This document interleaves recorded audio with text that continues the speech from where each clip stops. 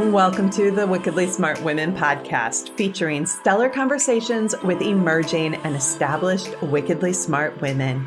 Thanks for joining us today as we celebrate women who are committed, care deeply, and have the courage to take action and create conscious change all around the world. Now here's your wickedly smart host, Anjel B. Hartwell.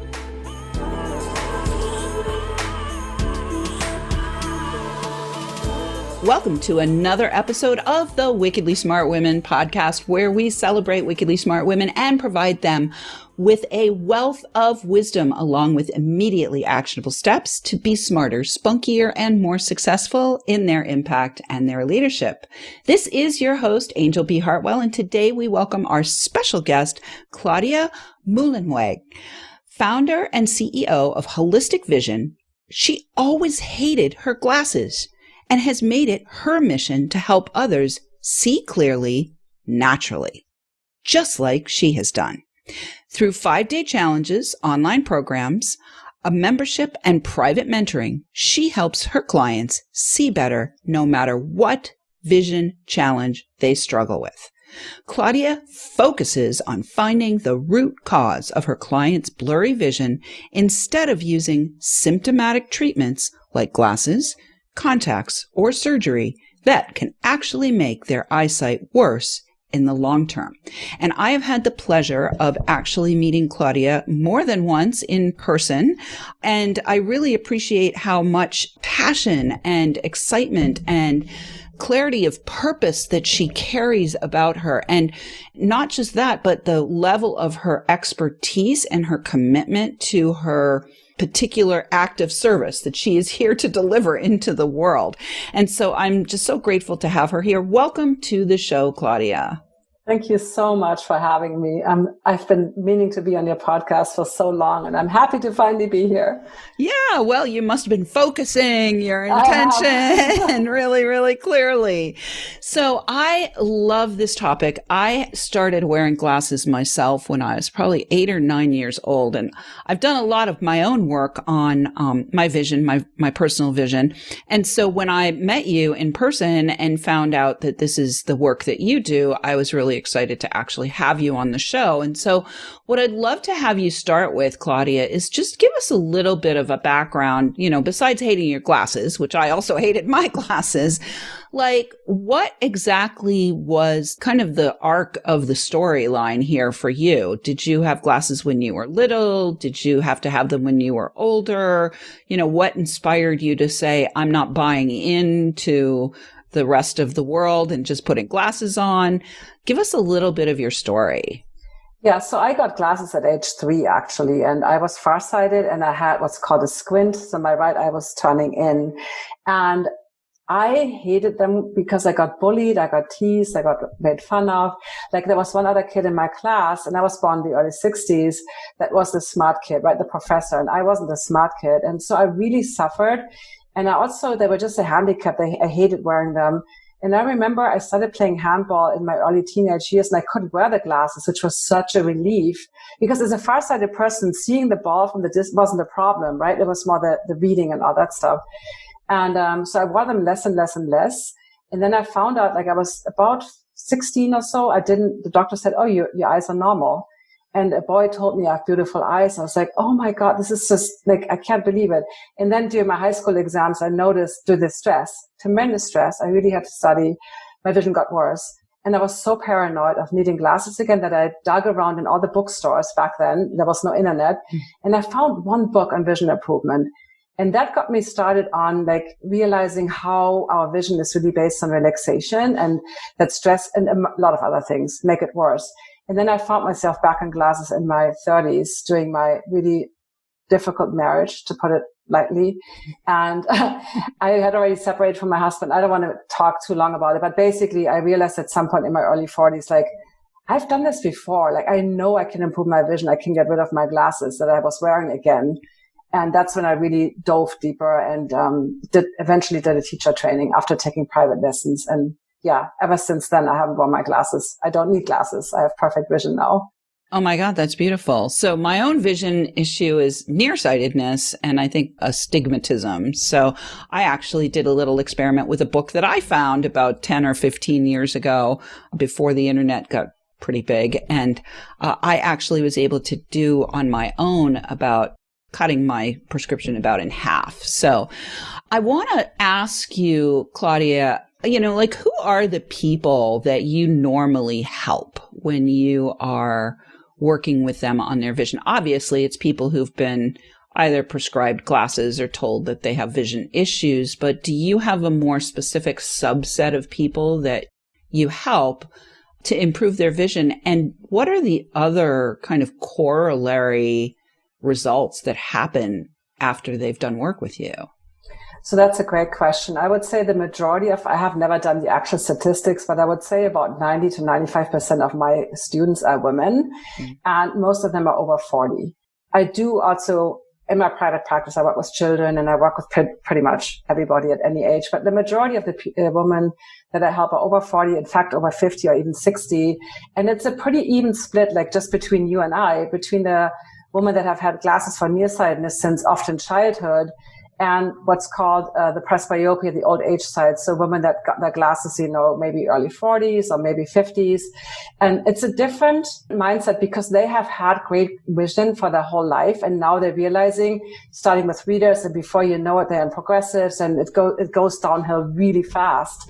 Versus the women that have had glasses for a long time, they either so got used to them or they had a vision decline. So usually most people that sign up or work with me had some kind of rapid decline where the eye doctor was either like, well, I don't know why, or like, oh, it's age-related, the typical response that they give you. Or they just really heard about it for the first time, like, hold on, I've been improving my health on all kinds of levels. Like, for some reason, I didn't think about my eyesight. But it's pretty much 50-50 between farsighted or presbyopic or nearsighted, I would say. And some of them already have what the doctors again call age-related cataracts or macular degeneration, some early stages of eye disease. And the correlation, I love that question actually, because good vision is based on relaxation. It's not really that the muscles are too weak in your eye. Most of the time, they're actually too tense. It's how students improve their insomnia, like just feel better overall, like be happy. I mean, like vision is more than eyesight. That's why I actually call my program Naturally Clear Vision, because eyesight is just more like the actual seeing, like visual acuity, right? But vision is how do you see your life? How do you see yourself? How do you want others to see you? What are your insights? You're in what we call the inner game, right? So vision is so much more than just eyesight. And people are like, oh, I thought this was about eyesight. And now I realize it's this really big, it's really my whole life vision. My whole life purpose is kind of not in question necessarily. Or maybe for some of them, it is in question. They're really rethinking everything they've been doing. Beautiful. So can you give us a little bit more about kind of, when I was doing this practice, I remember that there were it was about learning that your eyes are actually muscles, right? And what I learned was that by putting contact lenses on or putting glasses on, it was almost like being on crutches. And if you're you broke your leg, you got to be on crutches for maybe 8 or 10 weeks. But after that, if you stay on the crutches, you're never going to have your capacity to walk restored for as long as you're on the crutches. So do you have a similar philosophy? I'm not sure if I learned from the same body of work that you did, but is it true that it's really about the muscles and not about whatever else, I guess the eyeglass companies want you to believe? So that's a great question. I mean, the muscles are definitely involved. We have 6 outer eye muscles, but I like to think of it a little bit different. So vision is really 90% brain, 10% eyeball. And some teacher told me once, you should say 91%. So you can't really statistics, you know what I mean? But it's like the 80-20 rule. Basically, we see in our visual cortex in the back of the brain here, in the back of the head is where you see. Your eyeballs are just light receivers, basically. And then the signals travel to the optic nerve, to the brain. And the brain is really saying, oh, that's a human, or the brain is really figuring out what you see. And I like to use one, there's tons of studies, but I like to use one as an example. they did several studies on people that had what's nowadays called dissociative identity disorder. It was known as multiple personality disorder. And they found that participants in this study, they had up to 6 or 7 different alters or personas, that they had great degrees of vision changes. Like they could be nearsighted -4 diopter in one persona and have 20/15 vision in another. And even their color perception, the inner eye pressure, like the pupil size, like so many things varied, and it's the same physical body. And that blew my mind. That was one thing that blew my mind. And then another thing, you mentioning more about the muscles. So they did animal experiments and they put contact lenses on like chickens and monkeys and frogs. Some got the minus lenses and some got the plus lenses. And when you're nearsighted like your eyeball is basically elongated. Right? A normal eyeball is like round, and when you're nearsighted, it's like too long. I don't have my little squishy eyeball here. And when you're farsighted, the eyeball is too short. So what happened is these chicks that got the minus lenses, their eyeball grew longer, and the ones that got the plus lenses, the eyeball grew shorter. So basically they adapted to the lens so that they could produce a clear image. And very likely the same happens with humans. We don't do those kind of studies on children, but basically when you get those glasses that feel too strong, and the doctor says, oh, no, don't worry, you get used to them. You get used to them by making your vision worse, basically. Mm. And so the outer eye muscles have a correlation to the length of the eyeball. So there is a kind of connection to the muscles. And the eyeball is very soft. Think of a jelly kind of, it's very soft. So the muscles are strong. In fact, way too strong to just turn your eyes in their socket. They have way more strength. And that's why I was saying earlier, in most of the cases, the muscles are too tense. And that's really driven by our mental stress. Like it really starts in the brain when we are stressed and we stop breathing and all those things. It's a longer topic, as you can tell. I don't want to. Yes. Well, and what's beautiful is how passionate you are about it. And I am going to have to take a break, though, because we could go down that rabbit hole and talk for probably hours with you, Claudia, about the specifics. But right now, we are going to go for a short break. And Wickedly Smart Women, we could use your help. If you are enjoying our show and want us to stay on the air, please consider making a donation at wickedlysmartwomen.com. We have a little special new site I've just done a refresh of the site to celebrate that we were the #1 People's Choice award-winning podcast in the Business Management Tools category in the 2020 Podcast Awards. So to celebrate that, I upgraded and updated our website. And so you will find the magic button for donations right there. I also want to point out that if you know of somebody who should be listening to this show, we'd love to have you share with your mothers, daughters, friends, and colleagues. Because the more people who get to listen to the show, the greater our reach gets, the more people are going to be able to access and activate their own wicked smartness and step up into their leadership roles in the world, just like Claudia is doing. I do want to say a huge thank you to all of our listeners who are downloading, rating, and reviewing. It's really good if you review for us, and if you give us a great review, we might shout you out on the show here. We are welcoming thousands of downloads from all over the world. I do want to celebrate this week. Russia came on as a country that's listening, and we landed at number 26 in the charts right from the get-go. So shout out this week to our listeners in Russia, and we'll also shout out to our listeners in Germany, where Claudia is from originally. I think that's where you're from originally. That's not where you live now, but that's where you're from originally. So we'll shout out to Germany, and we will be right back with Claudia, and we will be talking more about your vision.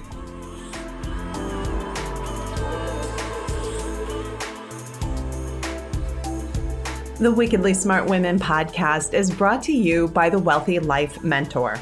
Women, are you on the edge knowing that life is calling you to make a change? Are you ready to be part of the evolution of what it means to be a wickedly smart woman, creating your wealthy life by design? A life that is an extraordinary work of art. Anjel B. Hartwell, the Wealthy Life Mentor, is hired by women in transition. Women just like you who want to break through to their brilliance, become clear on the value of their wisdom, and embody a beauty-filled, balanced life of shameless self-expression. Discover your wealthy life readiness by taking the quiz at quiz.wealthylifementor.com.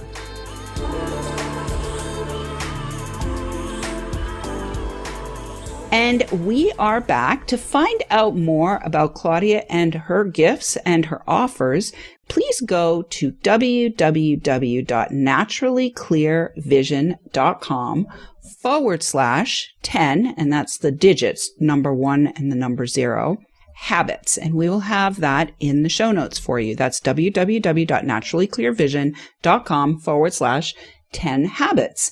So, Claudia, why don't you let our listeners know what they're going to find when they get to your site and they access that information at /10 habits? It's my guide, 10 Habits to Healthy and Happy Eyes. And it gives you 10 strategies that are going to help you to improve your vision naturally. That's the first thing. And then on the thank you page, if you would like to dig a little deeper, I'm also inviting you to a complimentary Get Clarity session where we can talk more specifically about your vision, your goals, and what potential obstacles you can face. And also, obviously, how you can actually improve your vision.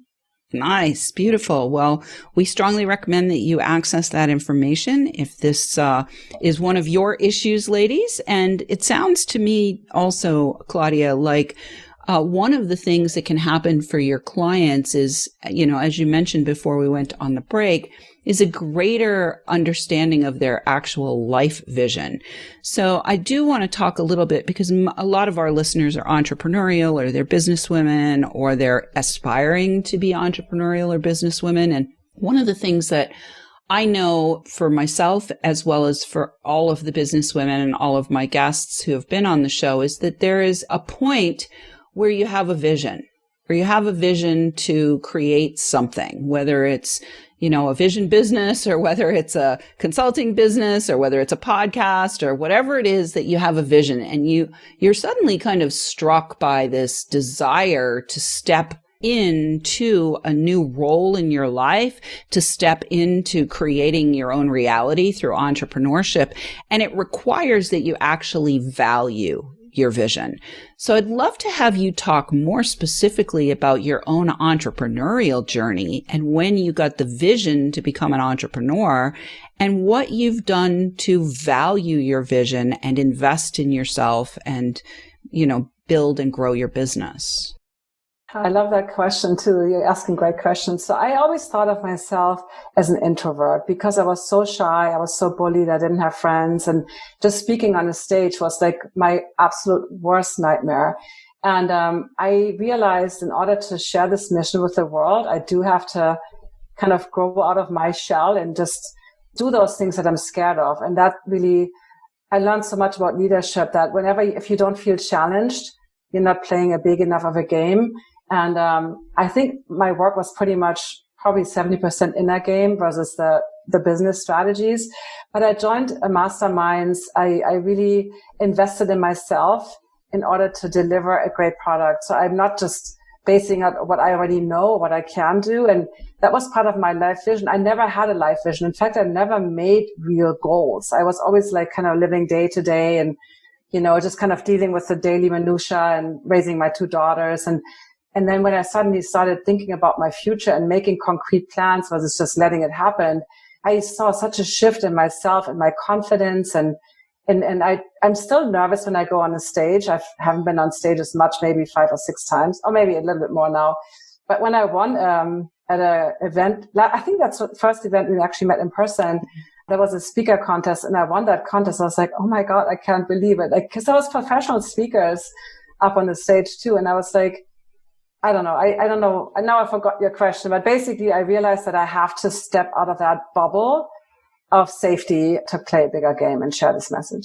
Yeah. Well, 2 things that I want to pick up from that, Claudia. One is that, you did value your vision. You invested financially in a mastermind group. And I happened to be at that event where you won. And I can tell you, as somebody who's been speaking myself since 2008 on virtual stages around the world, as well as live stages, I can tell you the reason why you won that had much less to do with how many years you've been speaking and much more to do with how absolutely clear you are about who you are, why you're here, and what you're here to offer people. And it was that level of clarity that allowed you to be not a pro speaker and to win the speaking contest. Just want to be clear with you about that, Claudia. And, you know, having mentored people for a long, long time to help them, myself, you know, I mentor women around the world, helping them to feel great speaking and powerful asking for money. And the biggest challenge for most of them is having that level of clarity. So good on you for that.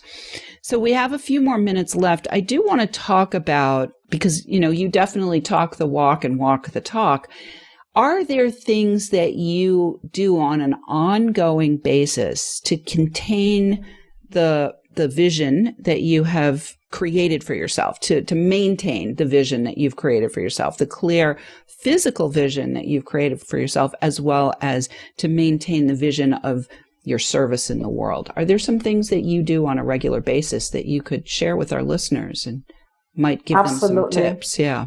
Yeah, for sure. I do want to, like, people always ask me, oh, is it like hours and hours of eye exercises? And initially, when you do a behavior change, yes, you have to learn new habits. I noticed, by the way, that you are blinking a lot, which is a simple thing. In addition to proper breathing that you can do to help your eyesight, because it lubricates your eyes, it prevents staring, and you're doing a great job. Because you see people like staring at the screen, like literally not blinking. But other than that, I don't really do eye exercises. I do meditation every morning. I do something called myofascial release. I have little massage balls that I also use with my students. You know, we all get tense. We all get tight. I do some yoga.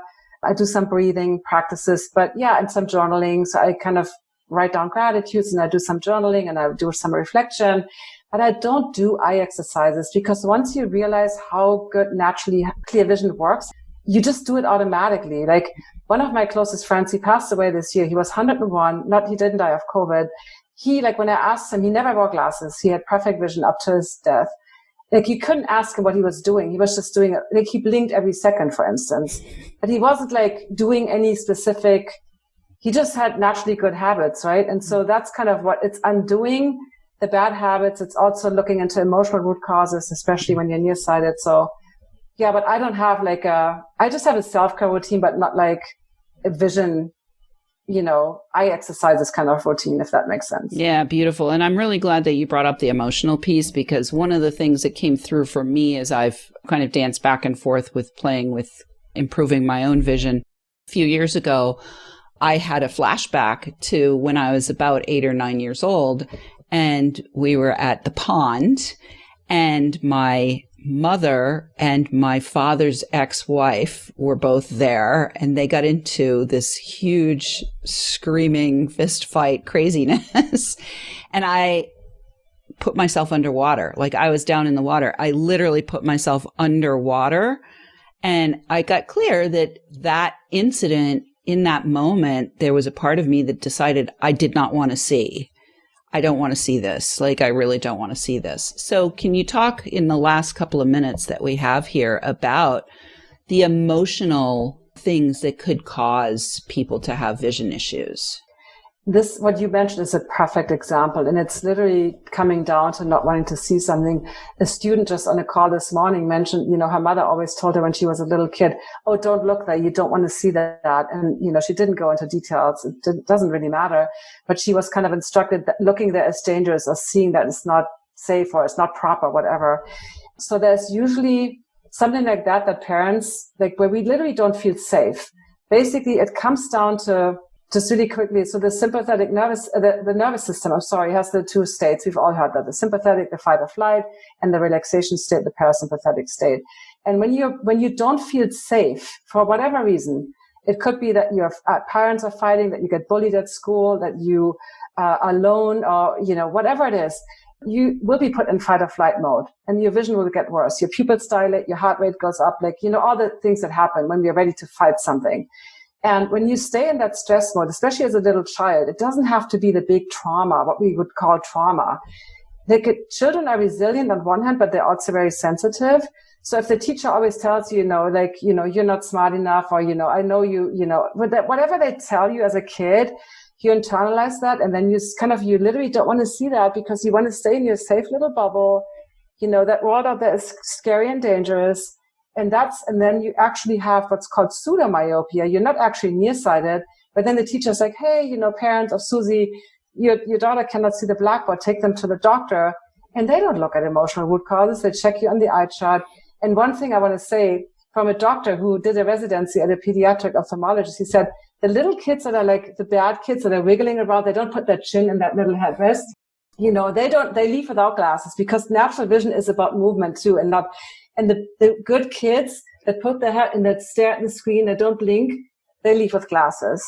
And that's from downhill from there, basically. Yeah, beautiful. Well, Claudia, it has been my pleasure to have you today. I really appreciate what you're doing and how you're bringing your great gifts to the world. And I totally applaud you, and I invite you to keep pursuing your vision around helping people with their vision, because you're doing fantastically well. And Wickedly Smart Women, we definitely recommend that you get in touch with her at www.naturallyclearvision.com/10 habits. And I want to also let you know that we love feedback. So please let us know what you thought of today's show by calling into our listener line at 540-402-0043, extension 4343, or send in questions or guest suggestions to listeners at wickedlysmartwomen.com. We might even give you a shout out on the show. Thanks for tuning in. Keep your ears open and your eyes clear. And remember, you are a wonderful woman. Thanks for tuning in, downloading, and listening.